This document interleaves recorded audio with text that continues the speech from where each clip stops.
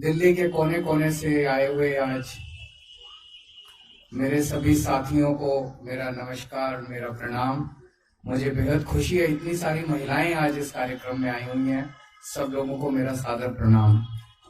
एक बार जोर से सब लोग बोलेंगे, जय भीम, जय भीम। आज मैं समझता हूं कि इस देश नहीं, पूरी दुनिया के एक बहुत बड़े महापुरुष के महापरिनिर्वाण दिवस के अवसर पे हम लोग एकत्रित हुए हैं। हम पूरे दिल से उनको अपनी श्रद्धांजलि अर्पित करते हैं और उनसे हर कदम पे हमें गाइड करें, ऐसा उनसे हम आशीर्वाद मांगते हैं। मैं उन्हें महापुरुष क्यों कह रहा हूं? मैं उनके जीवन के कुछ किस्से आप लोगों को सुनाना चाहूंगा। ये किस्से मैं पहले कई बार दोहरा चुका हूं, लेकिन आज फिर दोहराऊंगा ताकि आप लोग भी आगे जाके सब लोगों को इसके बारे में बताएं और ज्यादा से ज्यादा लोगों को उनके जीवन से प्रेरणा मिले, ऐसी मेरी इच्छा है। हम सब जानते हैं कि बाबा साहब एक बहुत बहुत गरीब परिवार में पैदा हुए थे। बाबा साहब दलित परिवार में पैदा हुए थे। उनके घर में खाने को भी नहीं था, 3 टाइम की रोटी भी नहीं मिलती थी। बहुत ज्यादा गरीब थे। छुआछूत इतनी ज्यादा थी उन दिनों में, इतनी ज्यादा थी कि स्कूल जाते थे अपनी टाट अपने साथ लेके जाया करते थे। क्लास में उनको घुसने नहीं दिया जाता था, उनको बाहर बैठा दिया जाता था। तो आप सोच के देखो, इमेजिन करो कि अंदर क्लास चल रही है, टीचर अंदर क्लास में पढ़ा रहा है और बाहर एक बच्चा बैठा है जो अंदर टीचर पढ़ा रहा है उसको बाहर बैठ के सुन रहा है। इस तरह से उन्होंने अपनी प्रारंभिक शिक्षा पूरी की। उनको पानी भी उस घड़े से पानी नहीं पीने दिया जाता था जो घड़ा बाकी बच्चों के लिए होता था। इस तरह से करते करते उन्होंने अपनी प्रारंभिक शिक्षा पूरी की। उन्होंने स्कूल की शिक्षा पूरी की, कॉलेज की शिक्षा पूरी की। उसके बाद 1913 में वो अमेरिका में कोलंबिया यूनिवर्सिटी में पढ़ने चले गए। कोलंबिया यूनिवर्सिटी दुनिया की आज के टाइम पे भी दुनिया की सबसे बड़ी यूनिवर्सिटीज में मानी जाती है। कोलंबिया यूनिवर्सिटी में आज भी एडमिशन लेना नामुमकिन सा है। हमारे अपने बच्चे, आप सब लोग जितने यहाँ बैठे हैं, कई मंत्री बैठे हैं, कई एमएलए बैठे हैं, कई आम आदमी पार्टी के ऑफिस बेरर्स बैठे हैं, राज्यसभा मेंबर बैठे हैं। आप लोगों के भी बच्चे अगर आज कोलंबिया यूनिवर्सिटी में एडमिशन लेना चाहें, आसान काम नहीं है, बहुत मुश्किल काम है। तो आप सोच सकते हो कि कितने इंटेलिजेंट रहे होंगे वो, कितने प्रतिभाशाली रहे होंगे वो, कि 1913 में उनको कोलंबिया यूनिवर्सिटी में एडमिशन मिला। पहली बात, मैं ये सोचता हूं एडमिशन कैसे मिला। आज अगर आपको अमेरिका, फ्रांस, जापान, इटली किसी यूनिवर्सिटी में एडमिशन लेना हो, आप क्या करते हो? गूगल पे जाते हो, सर्च मारते हो, उसका फॉर्म डाउनलोड करते हो, फिर फॉर्म भरते हो, फॉर्म अप्लाई कर देते हो। उन दिनों में तो गूगल भी नहीं होता था, उन दिनों में तो कुछ भी नहीं था, इंटरनेट भी नहीं था। मैं ये सोच रहा था कि एक इतना गरीब बच्चा, एक पिछड़े गांव का रहने वाला बच्चा, उसको बताया किसने कि कोई कोलंबिया यूनिवर्सिटी भी होती है, कोई अमेरिका भी होता है देश, कोई कोलंबिया यूनिवर्सिटी भी होती है। उस कोलंबिया यूनिवर्सिटी में ऐसे फॉर्म मिलता है, यहां से फॉर्म मिलता है। किसने बताया होगा उनको? खैर, उनको कोलंबिया यूनिवर्सिटी में एडमिशन मिला, वहां से उन्होंने पीएचडी करी। पर वो पढ़ाई को इतना ज्यादा तवज्जो देते थे, इतना तवज्जो देते थे कि उनका एक पीएचडी से मन नहीं भरा। फिर उन्होंने दूसरी पीएचडी के लिए अप्लाई करा। कहां करा? लंदन स्कूल ऑफ इकोनॉमिक्स में। लंदन स्कूल ऑफ इकोनॉमिक्स में तो इम्पॉसिबल है एडमिशन लेना, इतना मुश्किल है एडमिशन लेना, आज की डेट में भी इतना मुश्किल है एडमिशन लेना। उनको लंदन स्कूल ऑफ इकोनॉमिक्स में एडमिशन मिला, वहां वो पढ़ने के लिए गए, बीच में उनके पैसे खत्म हो गए, वो थोड़े दिन के लिए वापस आए, थोड़े पैसे इकट्ठे किए, फिर दोबारा वो गए और दोबारा उन्होंने जाके अपनी डॉक्टरेट पूरी करी।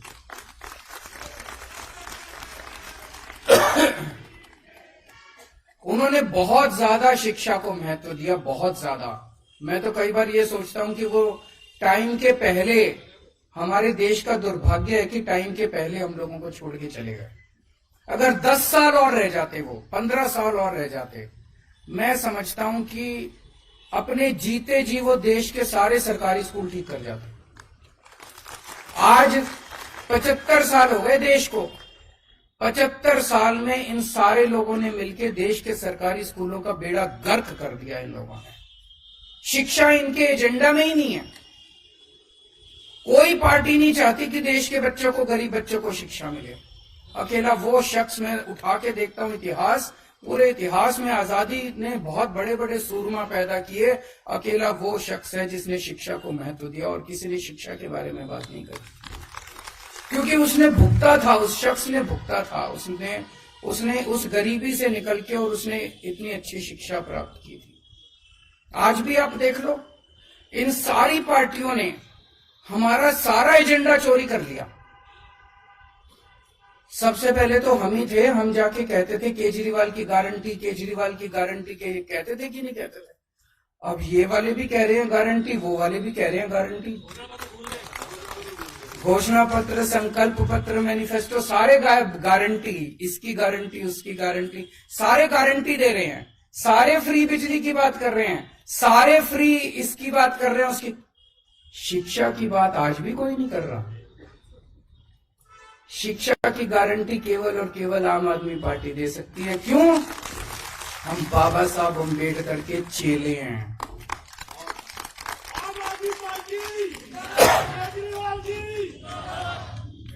आज भी कोई, दोनों पार्टियां उठा के देख लो, दोनों के गारंटी कह लो, संकल्प पत्र कह लो, कुछ भी, दोनों में से कोई पार्टी नहीं कहती आपके बच्चों के लिए स्कूल बनवा देंगे।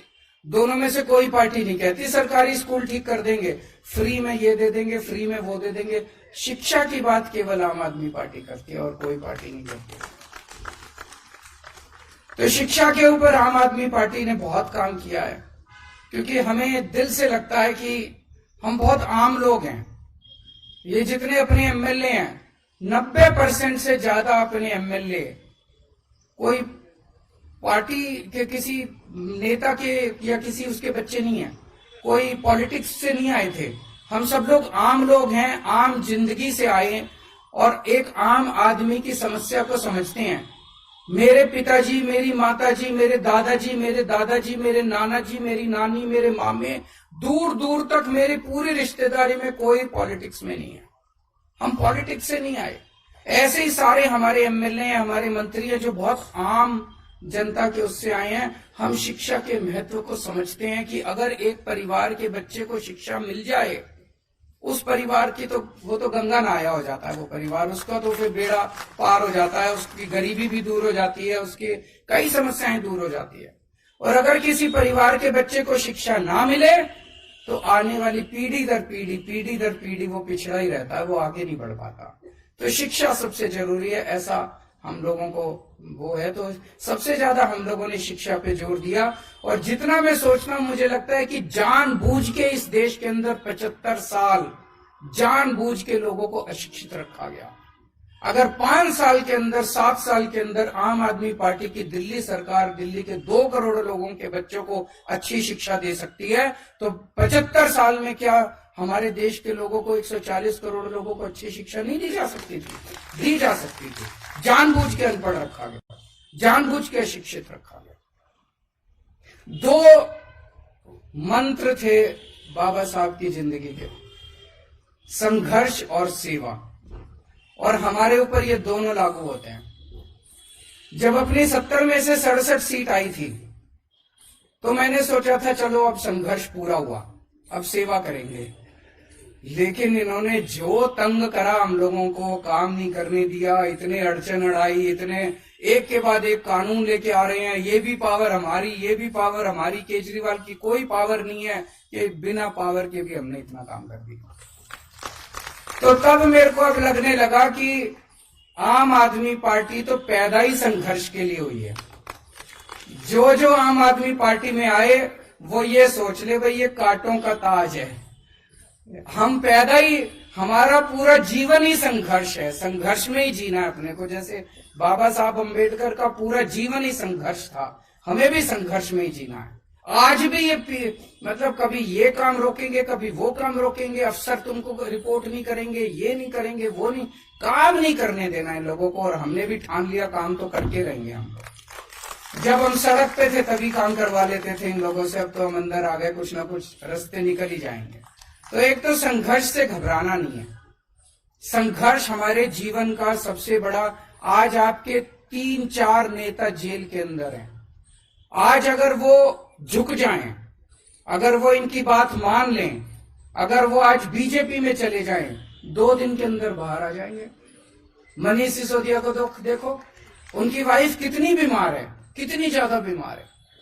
उनका बेटा कनाडा में है, उनके घर में उनका ख्याल रखने वाला कोई नहीं है, लेकिन फिर भी 10 महीने हो गए जेल में उनको। आज अगर मनीष सिसोदिया बीजेपी के साथ हाथ मिला लें, अपना अच्छी जिंदगी जिएंगे, लेकिन नहीं। बाबा साहब अम्बेडकर के और भगत सिंह के चेले हैं, मर जाएंगे, कट जाएंगे, लेकिन झुकेंगे नहीं। देश के लिए लड़ने के लिए आए हैं, देश के लिए अपने असूलों से कभी समझौता नहीं होगा।